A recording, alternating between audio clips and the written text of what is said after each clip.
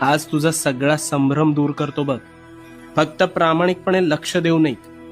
मला सांग, आंब्याच्या झाडाचे बीज रोवून सफरचंदाचे झाड उगवलेलं तू ऐकलंयस का कधी?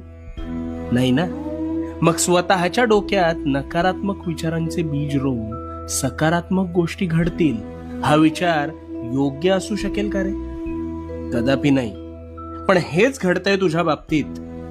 तू एखाद्या गोष्टीचा आरंभ संकल्प करून मोठ्या दिमाखात करतोस, पण काहीच दिवसात अपेक्षित यश मिळत नाही, म्हणून नकारात्मक विचारांचं तोरण आधीच मनात बांधायला सुरू करतोस.